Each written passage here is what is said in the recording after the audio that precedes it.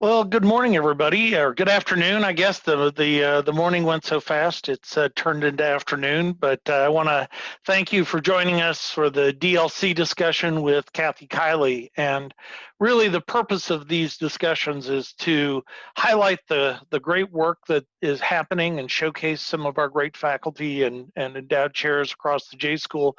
These are the people who are really moving us forward and doing significant work for us. So we hope to keep hosting these events and bringing you all in and engaging you on this.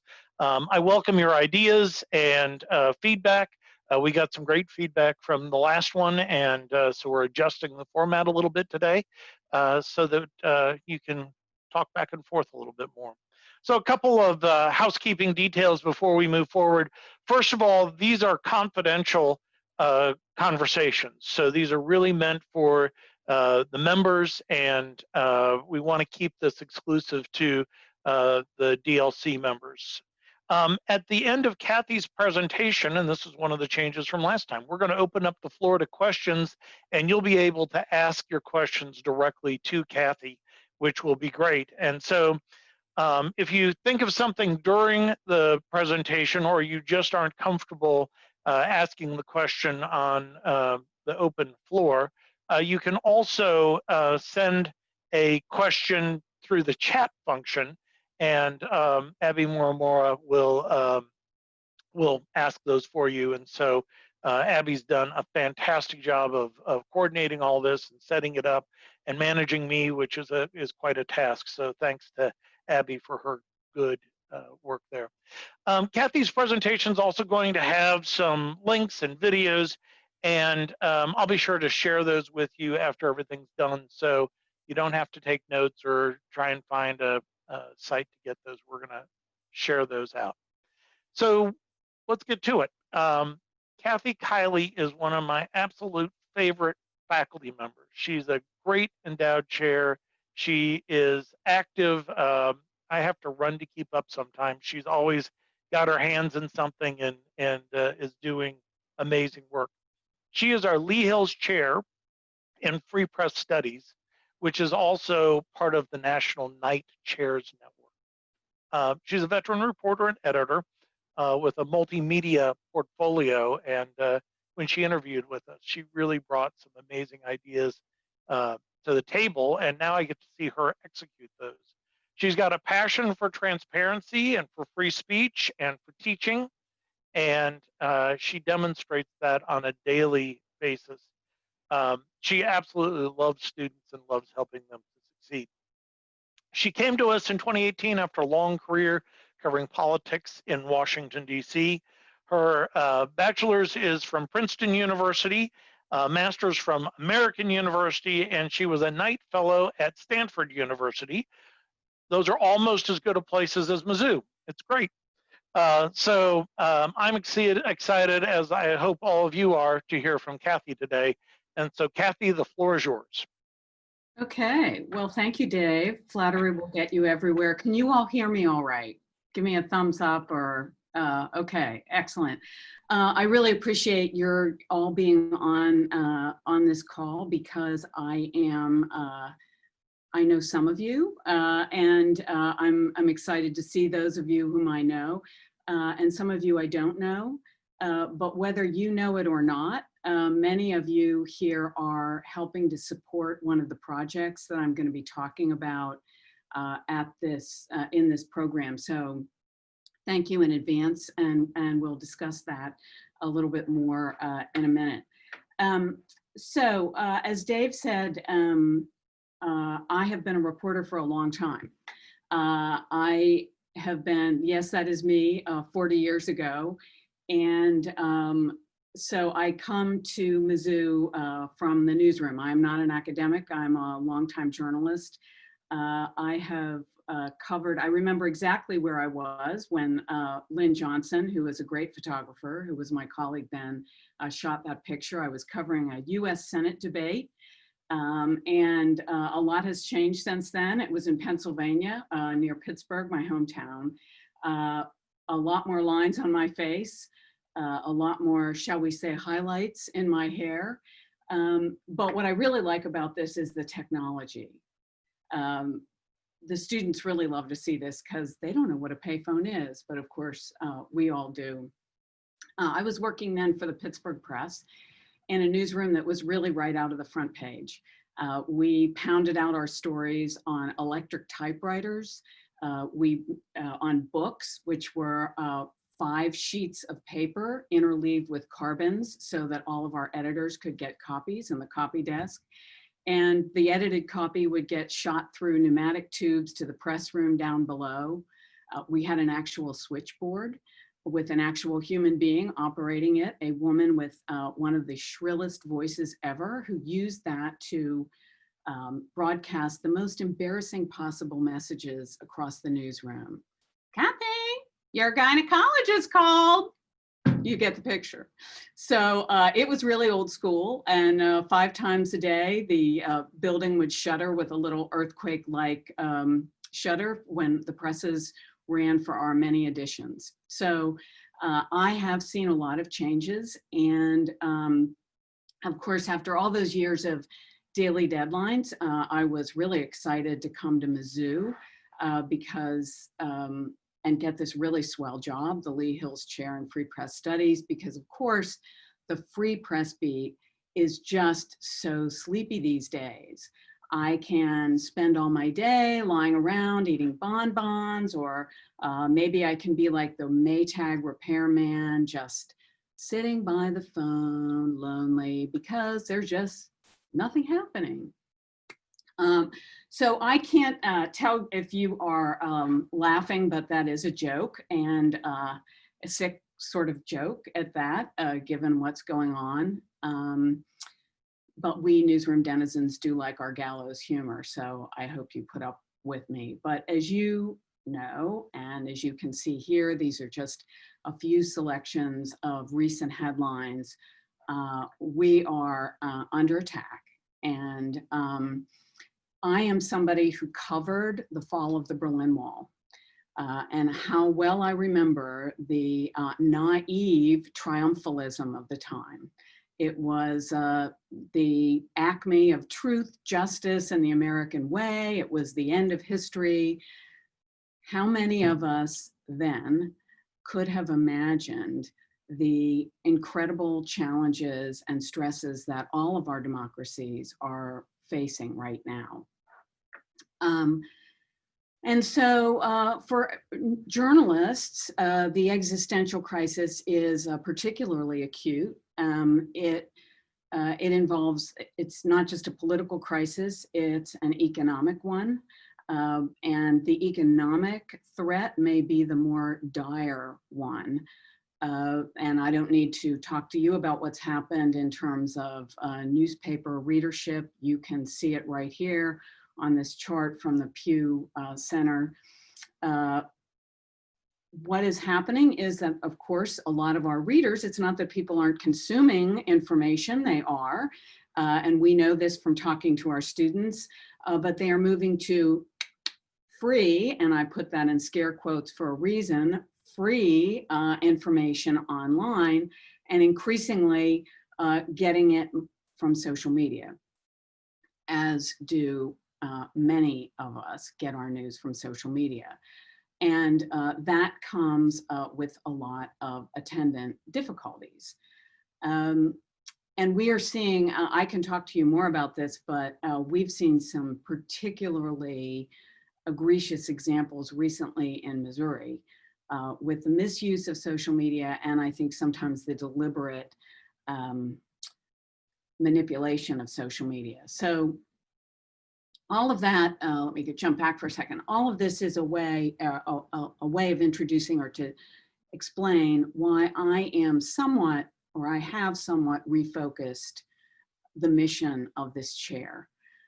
Now, traditionally, my predecessors in this chair, who were very distinguished people and did excellent work, but they were focused, as were most free press advocates for most of my career, they were focused on overseas, on helping journalists who were under fire overseas. And of course, we had that luxury then, because we're America, the land of the home of the free and the brave and the First Amendment. And we have been a beacon. But I felt when I interviewed for this job, and I talked to the faculty about it, I said, we have trouble right here in River City. And so while I am, as this slide shows, I'm not giving up. I'm never going to get my picture taken in a ballroom light again, by the way. But I'm using this, unflattering as it is of me, because Maria Ressa, the Filipina journalist you see here, I used Lee Hilt's chair money to help bring her to the News Leaders Association last year. Many of you may have seen the headlines last week. Her government has been trying assiduously to hound her news site out of existence.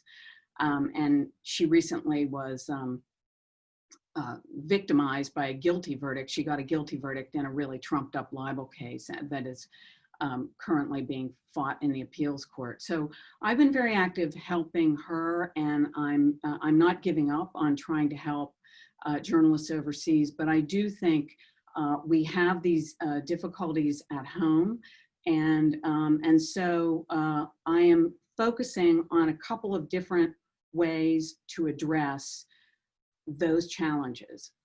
Basically, what I think we need to do is build a constituency for public interest, fact-based journalism. And when I say build a constituency, we have to convince people that journalism that is fact-based and in the public interest is worth paying for. How are we going to do that? The first way we're going to do it is by education. That's something that we've always done at the Missouri School of Journalism. And we do that in the classroom using the very newest technology, because we are in a business that we understand economic disruption very well, which is good because it's something we report on, but it's something we live. So we are using the very latest technology to train our students.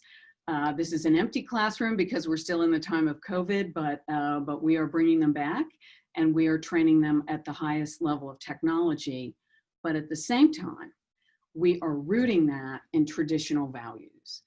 And I am a huge, huge fan of the journalist creed. I use it in almost all of my presentations. I quote it all the time. I think this is an amazing document, and I have highlighted on this slide just a couple of phrases that I think are particularly relevant for this day. The public journal is a public trust. Don't we wish that Mark Zuckerberg could see it that way? A journalist should only write what he holds in his heart to be true. Don't we wish that we could see more people who are online publishers taking that stance?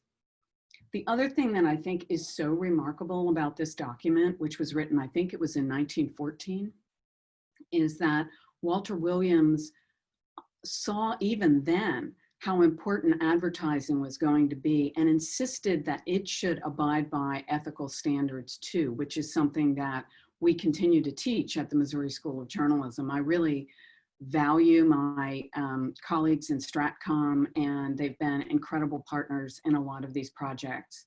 So, but the last bullet, and of course I had to make things bullets because I work for USA Today, but this last bullet, I would just take this home and read it every night. It is so amazing. But this part, I'm not going to read it all, but Walter Williams said that great journalism is respectful of its readers, but always unafraid, and that it is unswayed by the appeal of privilege or the clamor of the mob. Those are such important words, and so believe me, I emphasize them to journalism students, and I think to anybody who is working in the media, this is just such an important document. So education that is technologically cutting edge, but is also rooted in really enduring values, I think is something that we offer in the classroom. But beyond the classroom, we also have to educate, because we are in a time when everybody can be a publisher. You don't need a printing press anymore. You just need one of these. So if everybody is a publisher, I think it's incredibly important that everybody learn to be a reporter. This is a time when people are inundated with information. We need to teach them how to do what we do in newsrooms, how to think critically about sources, how to sort and sift information, how to verify information, and how not to get played above all. So that is why last summer I organized a news literacy fair for, we invited high school teachers, college teachers, librarians, public policy makers, but most importantly to me, we invited members of our Missouri MU Extension service. And that is a service that I think is our secret sauce. They have people in all of the Missouri counties, and they are, excuse my phone, and they are going to be active for us I apologize. They're going to be active for us as advocates and educators. So they have helped us carry this message to small communities in the state. And even though we couldn't have a Friends of the Facts this summer because of COVID, this first meeting has really paid off, because thanks to the Extension Service and the folks who are really trusted partners in their communities, we have people in all the counties speaking for us and inviting me. I have spoken at a number of events in small communities where I might not otherwise have been invited. And the other, I am so sorry.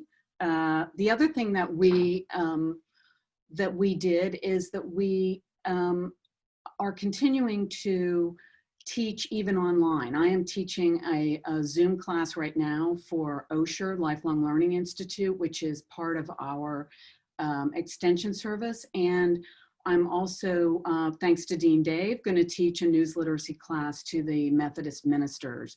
So I think these are really important outreach programs and ways that we can remind people of what real news is, what fact-based news is, and allow people to get acquainted with real journalists. So that's education is the first leg of the stool. The second leg of the stool is experimentation. And I think that one reason I really wanted to come to a university is that we have that luxury to experiment in a time when times are tough. Instead of retrenching, we can double down and we can experiment. And so early this spring, when the pandemic hit, and it disrupted some of the class projects that we were trying to get underway in one of our capstone classes. But more importantly, we were seeing that it was going to disrupt internships and job offers for some of our top students.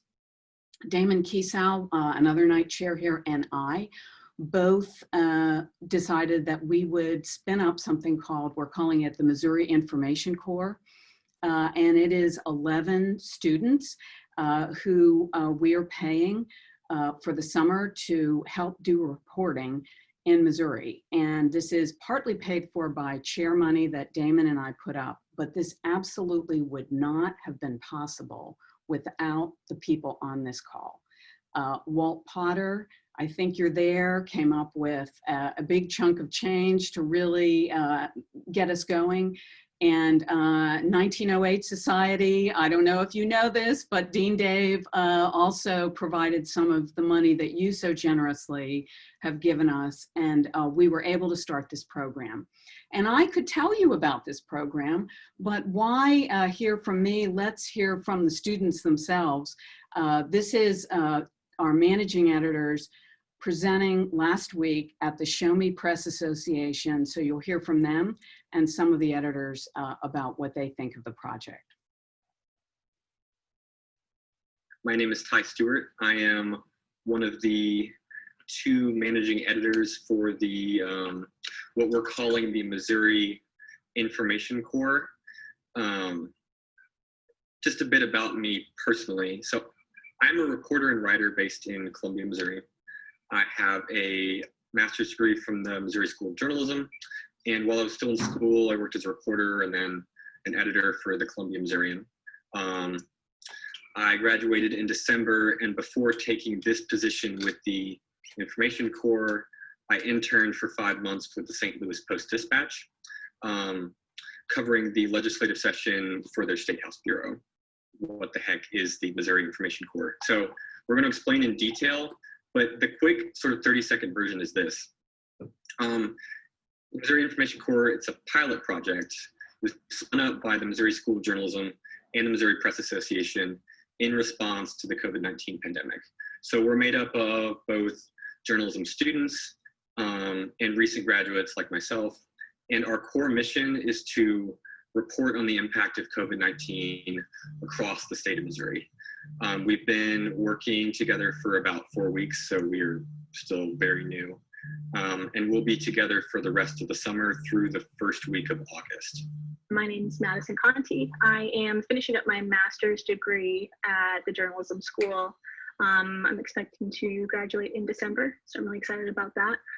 But I also did my undergrad here at Mizzou in convergence journalism.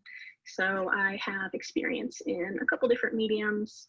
I've done mostly public radio with KBIA here in town, and also gotten the opportunity to do quite a bit of newsroom management through university and our convergence newsroom. So that's been definitely a good skill to have for this summer. This project is a response to crisis.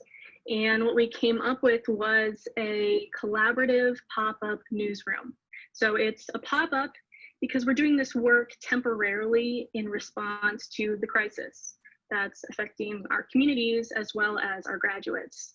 And then it's collaborative because we're working with different partners internally through Mizzou and externally around the state to determine what kind of resources and information people are lacking access to, what kind of misinformation is floating around in different areas, and then ultimately how we can best use our time and resources to help. What we are, I think, at heart is a public service project.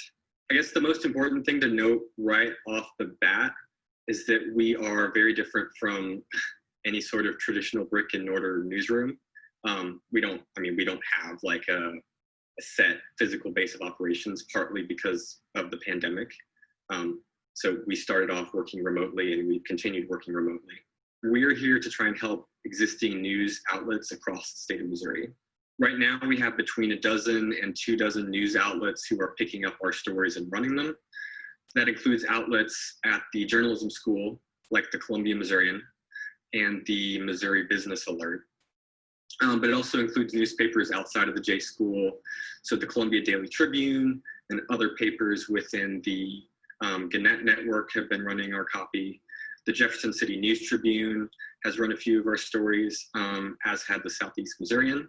We're also hoping that this sort of comprehensive survey of the state of information here in Missouri can be something tangible that other newsrooms can use in the future. So far, we've identified a lot of local information Facebook groups. So people will go there to find out what's going on in their community. Big things, little things, all kinds of things we talk about. So in addition to sending our stuff out for newspapers and places to publish, we're also going to be sharing our how-tos and other kind of essential info right into these groups, trying to meet the people where they already are. I really like what I'm seeing, and the information's been really good. I just want to say that this is very impressive, and I think it's a job well done. What a great project. This is a tremendous project, and I just think it's phenomenal. It's invaluable, and this project is just as valuable. And I really appreciate that you guys are doing that. is there any possibility will you guys continue this through August into the semester? So I did not solicit those comments, nor did our student editors. I think you can see, or actually Ty is a graduate, but I think you can see why we're so proud of them. This was a presentation. Damon and I just lurked. We didn't talk at all. And I think that is a classic example of the Missouri method. We were able to let these students represent themselves and us, and we're really excited about the work they're doing. To the point Dave Marner, one of the editors, made at the end, of course we would love to continue the project because unfortunately it doesn't look like COVID is going to be over by mid-August. So Damon and I are actively looking around for funding that could allow us to continue to employ some of those students on a smaller scale. But I think no matter what happens, this has been a worthy experiment. It's helped us build relationships with news organizations across the state, but as well start to explore areas where we need to inject more real news as opposed to the fake kind. And so, you know, we're really excited about what we did here. And I think this is the kind of experimentation that really is going to help us. So we are a startup, so we have swag. Just like every startup, we have to have a swag. And so I'm making a really special offer here. My understanding is that not every single person on this call is a member of the 1908 Society. So I have 3 of these hats. And if anybody wants to sign up for the 1908 Society after this, you can get your very own Mo Info Corps hat. And I just want you to notice this little detail. It has the MU J School logo on the side. So I mean, I don't want to sound too much like a KBIA huckster, but there you are, our pledge drive for the day. So anyway, third and last leg of the stool, how do we rebuild that constituency for public service news? And that is outreach. I think that we really need to, as journalists, reintroduce ourselves to the communities we cover. Some of our alienation is not our fault. Newsrooms have been hollowed out, and people just don't get to see real journalists as much as they used to. So I think we need to make an extra effort to try to do that. And of course, we have a great opportunity here at Mizzou because we have so many student journalists who can get out in the community. But that is one reason why a group of us went all the way down to Cape Girardeau, which is a pretty long drive, for this fundraiser last fall for Stars and Stripes. Maybe you don't know that the newspaper that has served the nation's military since the Civil War was born in the Boot Heel of Missouri. I found this out from Brian Brooks, who I think is also on this call, and whom some of you may have had as a professor. What you might not know is that Brian is a military veteran, and that on one of his sabbaticals from Mizzou, he actually went over to Europe and served as one of the top editors of Stars and Stripes. So he's on the board of this museum in Bloomfield, Missouri, that the local community created this museum to a newspaper. How could I resist? And so my colleague here, Markina Hosa, an incredibly talented photographer and videographer who was on our faculty, went down to Bloomfield, Missouri with me so that we could make this movie, a short video to help the Stars and Stripes Museum sell itself to the public and to funders. And I am going to show you this movie. Mark sadly died of cancer a couple of months ago, and this was his last project. First found out about the Stars and Stripes, as I said before, about listening to the old people. I really didn't realize how important it was until I myself went in the service. We like to say that Stars and Stripes operates some of the most dangerous paper routes in the world in places like Iraq and Afghanistan. Since the Civil War, it's been on the front battle lines, delivering information to troops about the military and their communities back home. The cartoonist Bill Malden was one of the most famous of Stars and Stripes former staffers. He won a Pulitzer Prize during World War II for his cartoons about GIs in the field. As a young soldier, it kept me entertained. I could find out what was going on in my state of Missouri or in my country. People who are familiar with Stars and Stripes are surprised to find out it started near the Missouri Boot Heel in a small town during the Civil War. First edition was published in Bloomfield, Missouri on a printing press that had been abandoned by the editor, who was a Southern sympathizer. One of the Bloomfield legends, I picked it up from my family, from my neighbors. Union troops commandeered the printing press and brought out the first edition of Stars and Stripes on November 9th, 1861, under the command of Ulysses Grant. Back in 1968, Jim Mayo, one of the founders of the museum, had an opportunity to buy a copy of the original Stars and Stripes from 1861. The person who found the newspaper first tried to sell it to the Smithsonian, but the Smithsonian does not pay for artifacts like that. It was a very nice, slow day like we usually have. And our editor of our newspaper, who was new in town, he says, I had a call from a gentleman in Verona, Indiana, and he's found an old copy. And that kind of made the hair stand up on the back of my neck. We checked out our bank account, and we only had $200. So I tell people we borrowed $50. I put up $50. It's well worth it. Since its founding, the museum has received thousands of artifacts from former Stripes staff members and others, and it's simply outgrown its current facilities. We need more space for artifact storage, and we need climate control space. We simply have to grow. You cannot stay stationary. You've got to grow. Our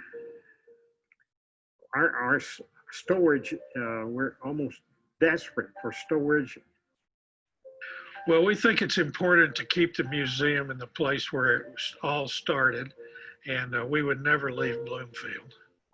We need something for our area to show that we're part of America. Everything shouldn't be on the East and West Coast. We know those are wonderful places, but we are a wonderful place too.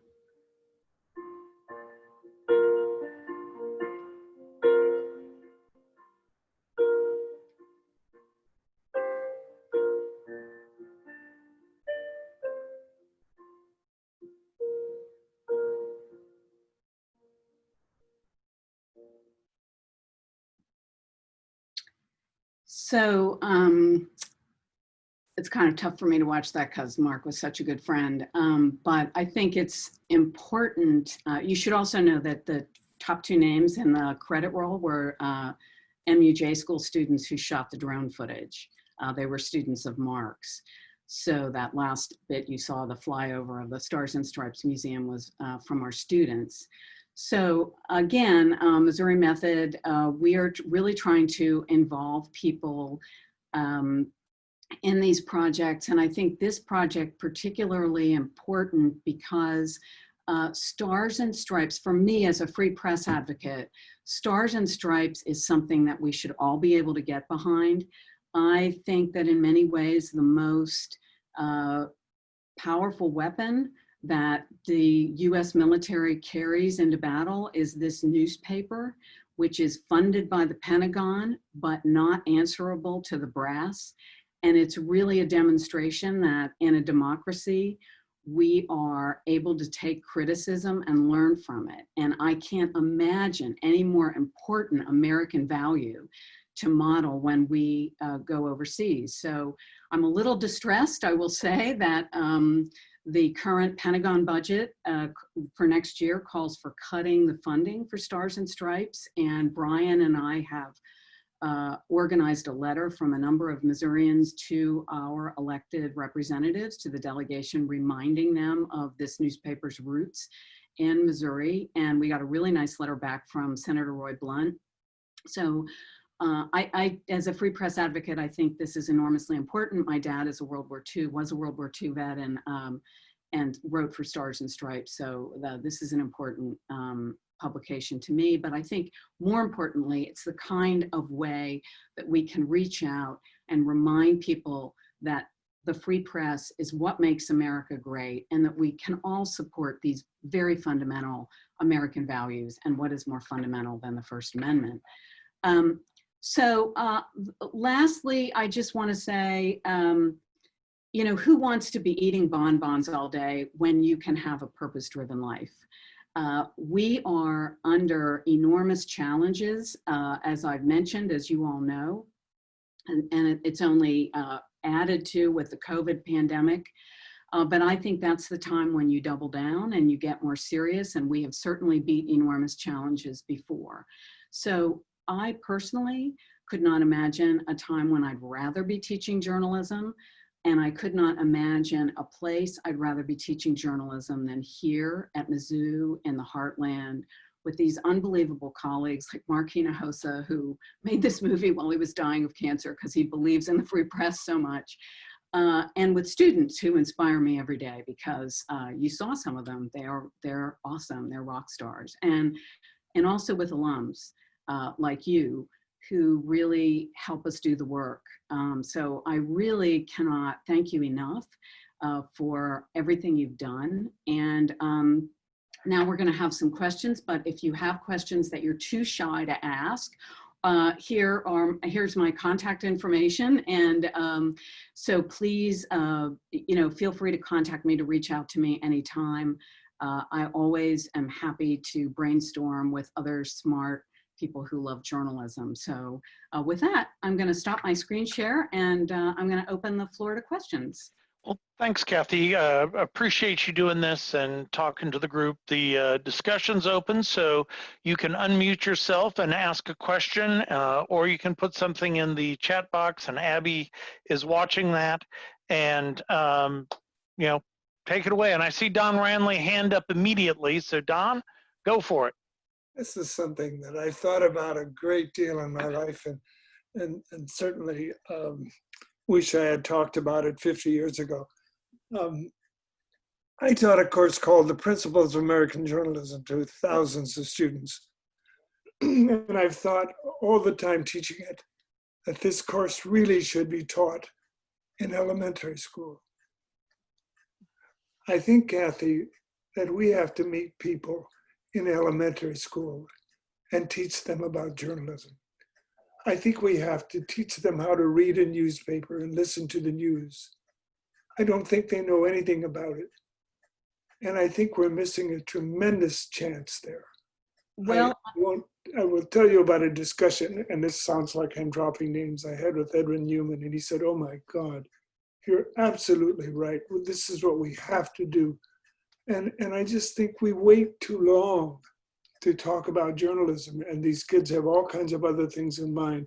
And I think we might be able to hook them if we really get them interested. And it's the way even to teach them something, believe it or not, about government, about which they know nothing. So I just want to drop that on you. It's just one more thing you might think about. Well, actually, I'm kind of working on something along those lines. I mentioned the MU Extension partnership, and Amy Simons, who was in that picture from the News Literacy Fair, developed an online series, a curriculum for high school journalists. And I have arranged for 4-H to get some of those modules. And they are really excited. And I couldn't agree with you more. I think particularly now, when, as I said, everybody's a publisher, we really need to help people to understand. We need to help older people to understand how to read the news now that it's online, because it's not the same. Even if you're going to the New York Times home front, it's not the same as the way you should read a New York Times front page. Our habits and expectations need to change, but also I think for younger people who have these powerful tools in their hands, but they don't come with an owner's manual. And I think the best owner's manual would be Journalism 101. So I couldn't agree with you more. And we're, you know, I'm certainly working with folks at the J School. And again, I think talking to high school journalism teachers, but also I think the most important place to really get this training is in communities that don't have high schools with school papers. And, you know, some kids get that training in high school, but a lot of kids don't have that opportunity. So that's why I'm really excited about the opportunity with 4-H. I think even high school is a little late. I think we should go to Yeah. high school. Get the newspapers in there, and there should be a course in freedom of the press. And I think we've neglected pushing for things like that. That was one of the reasons we brought school teachers to the First News Literacy Fair. And I have talked to them. It is not as easy as you'd imagine. I agree with you. I mean, I completely agree with you, but I think a lot of groundwork has to be laid. I know you won't believe this having worked at a university, but education can be very bureaucratic and especially elementary and secondary education. So you get to know a lot about curriculum design, but I totally agree with you, and I support this wholeheartedly, and it's something that I'm talking to elementary and secondary school teachers about. Brian, I think Brian Brooks had a question. He had his hand up. Just want to make a comment on that last bit of information. The Stars and Stripes Board is actively working with the governor and lieutenant governor, and has worked with the College of Education and MU to design curricular modules that would be inserted into existing courses in schools around the state of Missouri. And we're really excited about this. There's a meeting at the Lieutenant Governor's office on the 2nd of July to talk about how to roll this out, but the curriculum piece is written, and we are targeting schools throughout the state of Missouri and hope that has the same kind of impact that you're talking about, Kathy and Don. Fantastic. Dick Feldman, I think you had your hand raised too. Go ahead. Kathy, I thought it was very interesting what you said early on about trying to, the financial pressures that are hitting journalists and hitting newspapers and the other media outlets, and how that was a key to your position, and one of the things you were looking at as heading up this chair. Could you elaborate some more on that, what you're doing? Well, I think, as I said, you know, you can't really have a free press unless you have a press. And so I've interpreted my mandate pretty broadly. And in addition to, I am very active on free press issues, but I'm also active, and I think Mo InfoCorps, our summer project is an example of that, trying to find ways that we can experiment and support new journalism models. I think one of the things you heard Maddie Conti, one of our co-managing editors, say is that this is a collaborative project. So one of the things we said right away to all the news organizations is, this is not, these students are not working for you. They're not stringers. They are working in their own kind of newsroom, but they will work collaboratively with you. So if you have a story you want to pitch, great, but understand that this is going to be shared across the ecosystem. And people have been quite open to that. I think one of the things that has helped is the pandemic in a weird way, because people understand that there are some information needs out there that are really in the public interest to fill.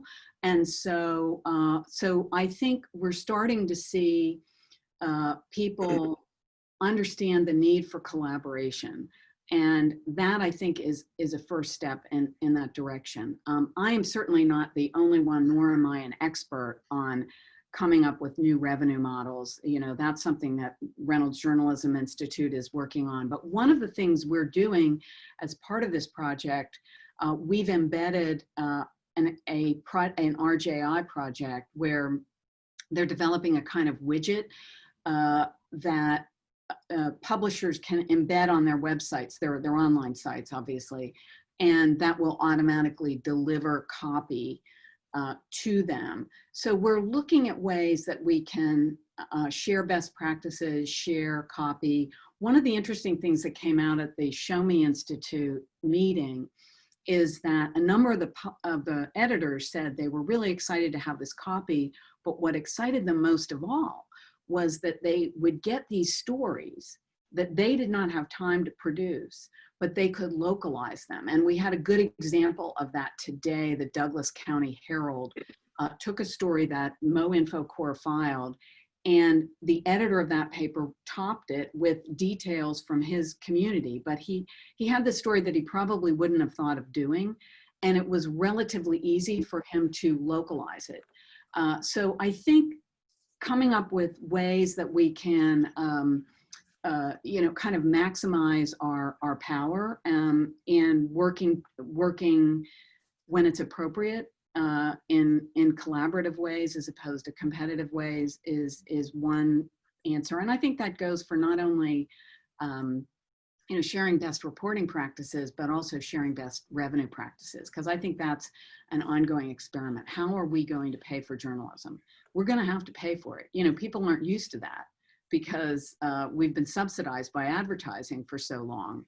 And so helping people to understand what journalism costs and why it costs a little bit more, and helping work through some new models, I think it's all a part of the process. Bob Toy, I saw that you had raised your hand, and then Carol Anderson will get to you after Bob's question.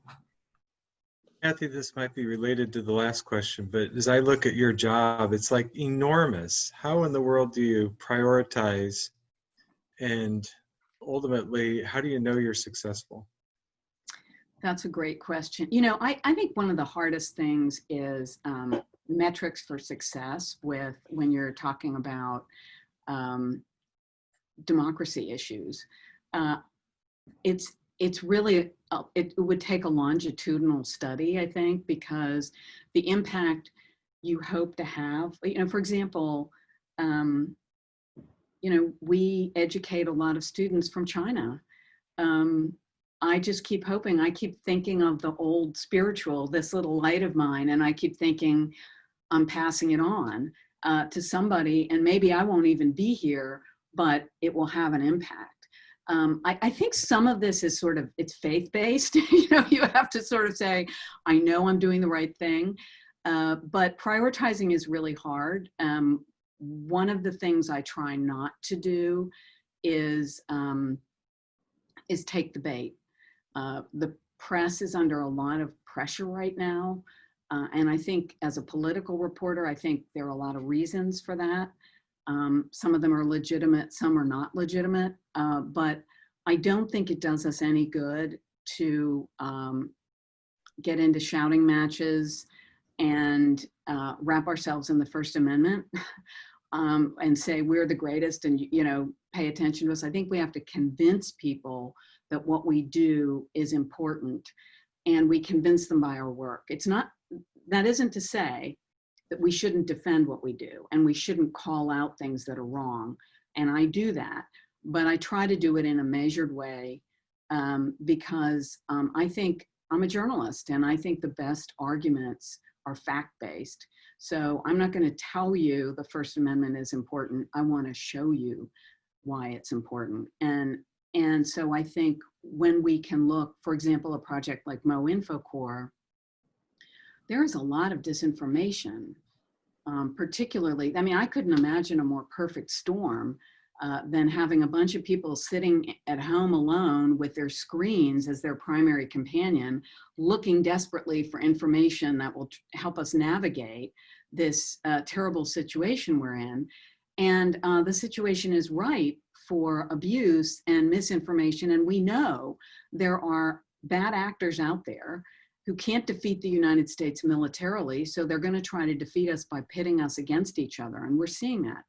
So if you can provide an alternative by good, well-reported information that you can provide, and as you heard the students say, we're not just providing it to newspapers, we're going out and looking for Facebook groups, and we are going to inject our reported information into those groups. I think that's the beginning of a phase. How do I measure that? I'm not an academic, so I am talking to my academic colleagues about, are there measures that we should be taking? I think that's a great call, because I know people, especially foundations, like metrics. But I think part of what I do is just, I have faith that this is the right thing to do, and just keep doing it. Carol, do you still have a question? Yes, I do. Perfect, go ahead. Speaking of collaboration, and I was, as we've been talking about this, you know, journalism is as you said, Kathy, under pressure. We're having a credibility issue. We're being painted into a corner. Is there an opportunity to partner with some of the other leading journalism schools in the country to almost develop an ad council-like tool that helps us show and reinforce the value of credible journalism in society and its role in society? I get so frustrated with people blaming the media for everything. But it seems like, as a leading thought leader in journalism in this country and around the world, we could perhaps pull together a group of leading schools to really help tell the story and demonstrate and show people the value and the good work that's being done, as you've described today. I agree with you that collaboration is key. I absolutely think that it's important for us to work together. I kind of, on the idea that you have, which I think is a really good one, I kind of like to defer to Dave, because he's on the Knight Carnegie Council, which includes deans of some of the top journalism schools of the country. So I don't know, Dave, I can't see you on my Zoom, but do you want to field that one? I'm here. Okay. Sure, I am. Thanks for the question, Carol. So the Carnegie Knight Deans are the top 11 schools in the country. And so it's us, it's Medill, it's Syracuse, Columbia, UNC Chapel Hill, ASU, among others. And it's the group has historically not done that kind of work, and Knight and Carnegie have been a little bit, they don't really know their space in that. We did last week put out a statement about the values of journalism, particularly given the current attacks on the press and racism that's out there, that I believe, Abby, we shared that on the channel, I believe. So that statement's out there. I like to give credit to my very excellent ghostwriter, Kathy Kiely. So we took it was actually something that Susan King at UNC started, and it kind of languished out there, and we picked it up. Kathy helped restructure it, and then I managed the editing process, and we were able to get it out last week. And it was good. It was very good and timely in terms of what was going on. We have conversations going on about what we could do together. We're talking about joint reporting projects. We're talking about joint research, like data journalism type projects. The problem is that the structures of all these schools are so different. And we're actually the problem, I will admit, because we've got commercial television, commercial newspaper, like we're just a different model. And they're like, well, our student media group might be able to do a little piece of that. So we're trying to find the middle ground. There is some middle ground. Mark Horvath, who's one of our faculty members, who's fantastic, is working on a State House coverage idea where we would bring people together and do some of this work. But the idea behind all of these things is to stand up for the values found in the Journalist Creed and demonstrate our value through successful projects. And we haven't hit the right note on this yet, but it has not been for a lack of trying. And Kathy's work on this summer project has given us a model that we could look to. And I will say that UNC is trying something sort of similar to this. Arizona State decided not to do anything like this. Columbia didn't want to do anything like this, but Syracuse has a new dean coming in who's actually one of our grads, who said, oh, I might be interested. So it's kind of all over the board at the moment, but there is a push for it. So I hope that answers your question in part. And if any of you have ideas, I'm open to ideas. It's kind of like herding wild tigers. So they bite. But I think it's great. We have a great opportunity for thought leadership in this area to help balance the story that's being told out there.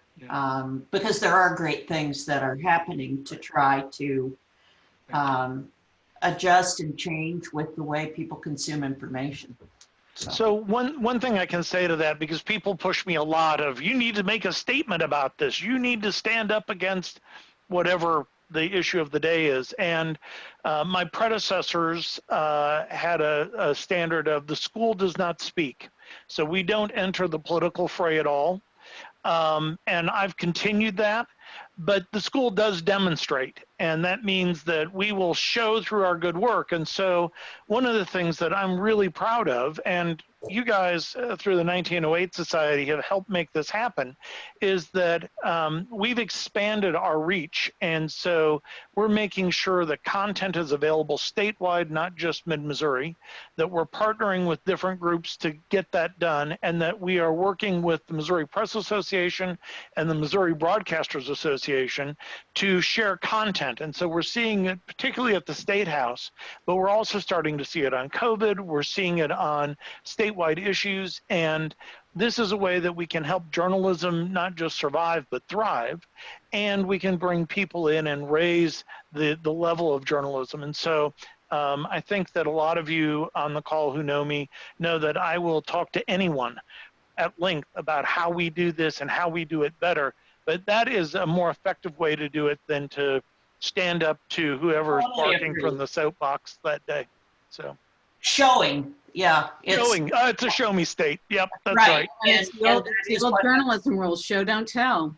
That's great. Yeah. I'm gonna just one other thing, Abby. I know you're gonna try and manage me. Good luck.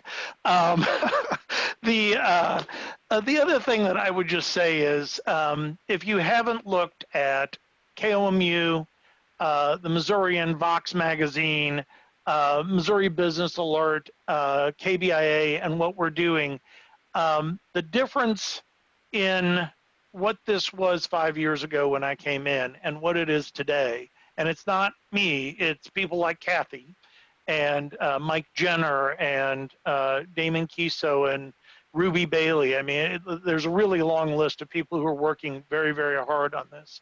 But the quality of the journalism has gone up. There is more accountability journalism.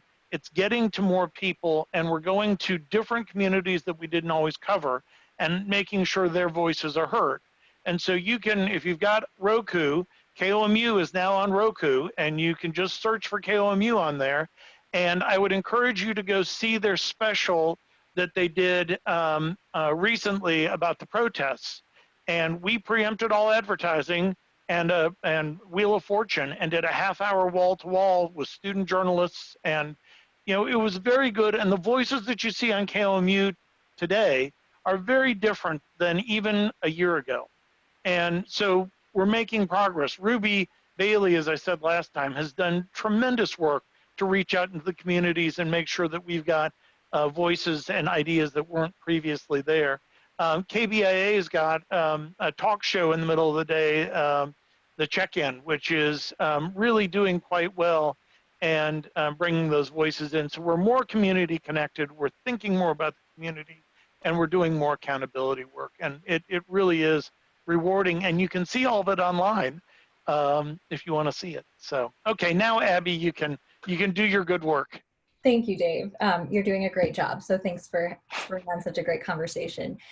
We are running at 2 o'clock, but I think we're having a great conversation. So I still would love to keep this going. If you have to drop off, that's totally understandable. We are recording this, so we can send it out to anybody who has to leave. But Barbara Holland, you had a question, and I've also got a few things from chat after you get a chance to ask your question, Barbara. Oh, you got to unmute, Barbara. To do that. There you go. You're muted again. There you go. Now try it. Yeah. So it's more of a comment. I'm very excited, Kathy. I am so impressed with your imagination and your energy, and you're clearly got a strong talent for working well with the young people that are coming into our journalism school now, but also with the papers and communities around the state. It's very impressive and very exciting.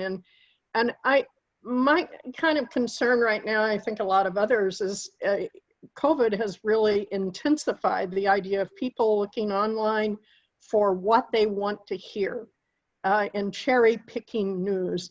And I think this model of having the young people, who most people, whatever their position, want to help young people do well.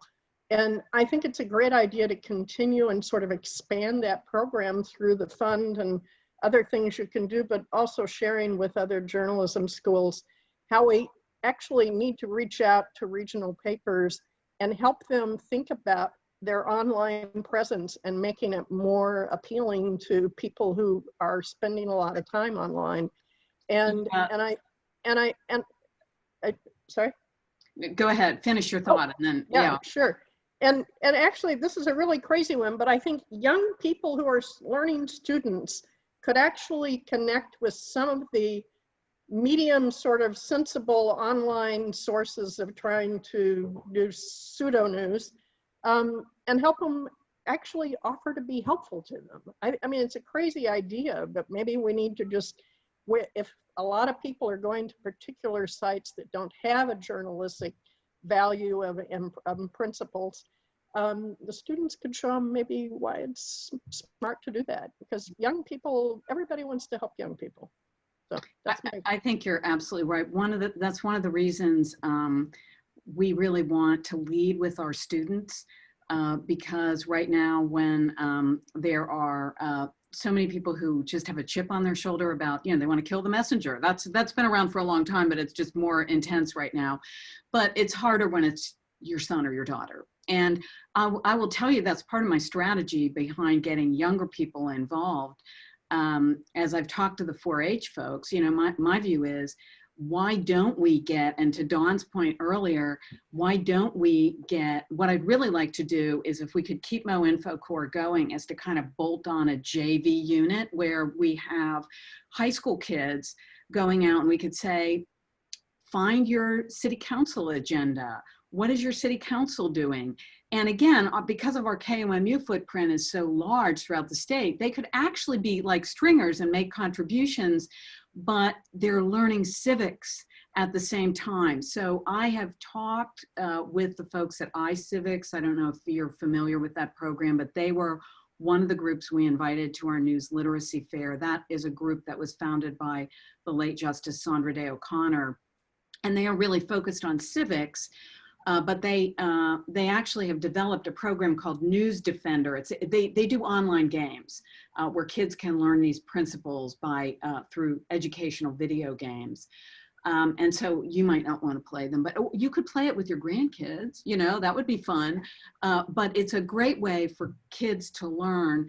But they've done some news literacy work that was funded actually by RJI. And I've talked to them about ways that we might partner this way. And then the news literacy piece, I think, goes to exactly the concerns that you raised, which is people going online, looking for news. And the problem is, even people like ourselves who are older, who grew up in an era when we kind of know what some of the reliable news sources are,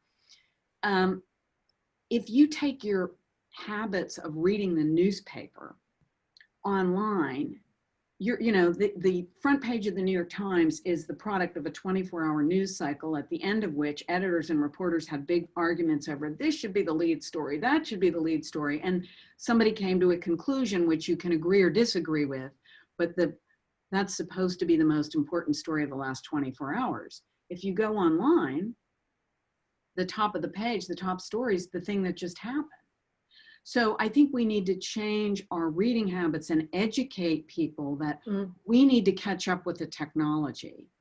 And the other thing is we need to help people understand how to discern. If you're going onto social media for your news, the post from the New York Times or CBS on Facebook looks very similar to Crazy Cousin Vinny's, and so there's this flattening effect. And we need to help readers, particularly new readers, new news consumers, understand how to figure out what is a reliable source from what is not. We're not going to tell them what to think.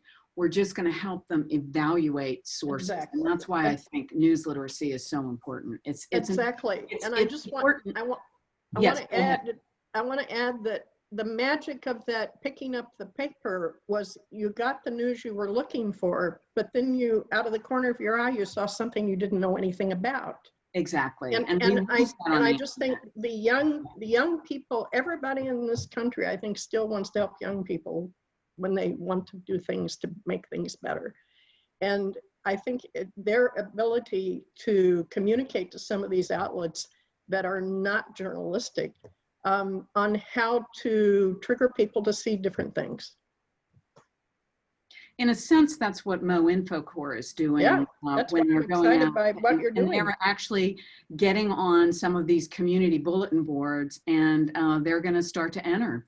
So we'll see. I mean, it's something we've talked about doing a lot through RJI, but what we're doing with the Mo InfoCorps is a much more statewide reach than we've done with any of our news outlets. So it's a complete experiment, but if you don't experiment, you'll never find an answer. So I think we'll have to see how it goes. But so far, they're looking really good.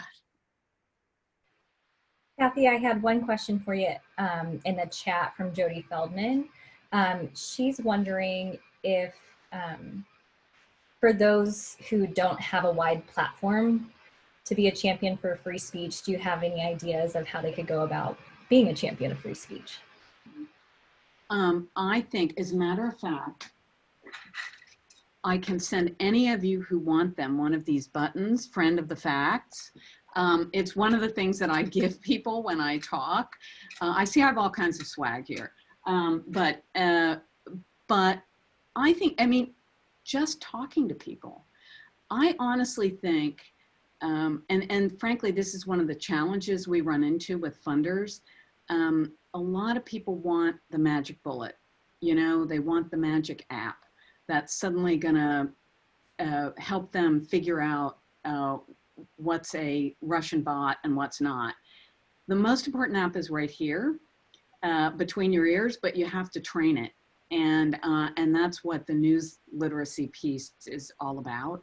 To talk to people about it, I just think a lot of this is being built one relationship at a time. And people listen to people they trust. And a lot of this is a trust problem. So I think talking to people who are in your circle, and instead of saying, how can you believe that load of crap, or how could you possibly watch that station? Why do you like that report? Why do you feel that way? It's the old journalistic techniques of the open-ended question, why and how, and draw people out. And one of the things that I think I've talked to our students about, there's a lot of debate right now, especially with Black Lives Matter, and we have a lot of students of color who are really feeling threatened. And one of the things that I talk to them about is how to handle those feelings. And one of the things I think we can do is help people see themselves in our news report. If we let people see themselves in our news report, if we let people understand that we are listening and we are hearing what they have to say, I think it's going to go a long way. I'm not saying we're going to be a platform for racists. We're not.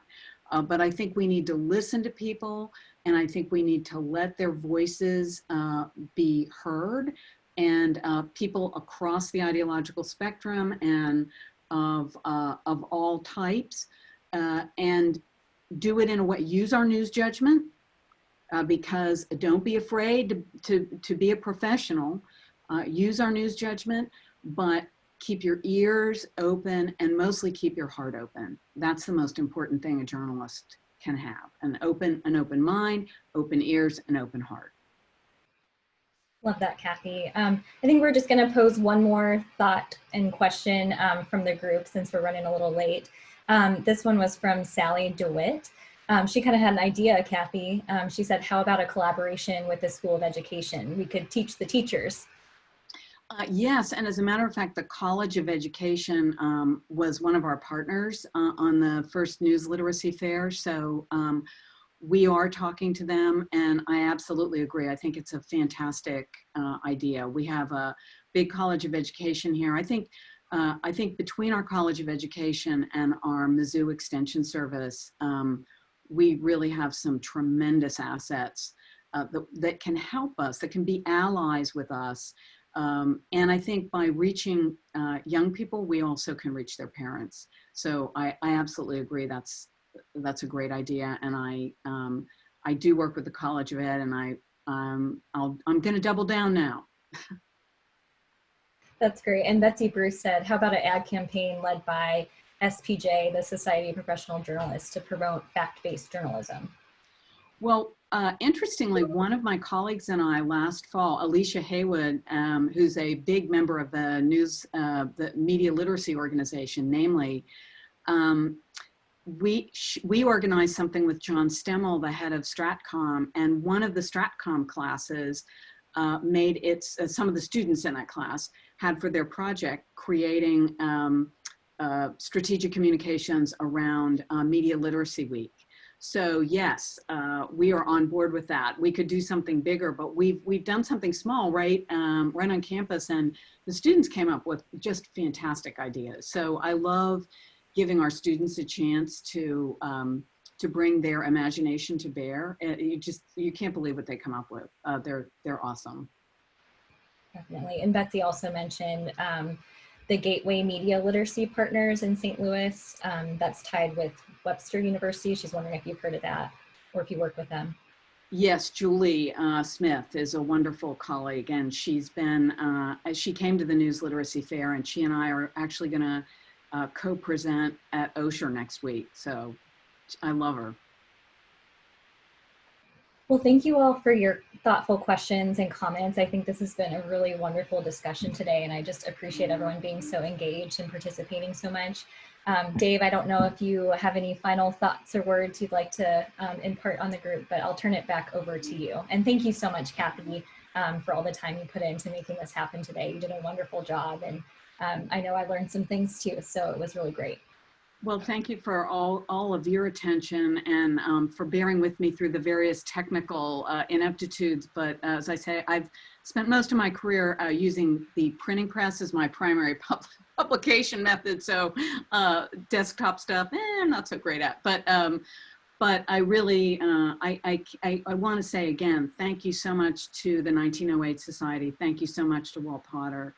I am so happy with what we've been able to do, and I'm so proud of the students. So you've really made my summer, and you've given our terrific graduates an opportunity to use their training in ways that are really helping the state and giving them great resume bullet points. So thank you very much for that.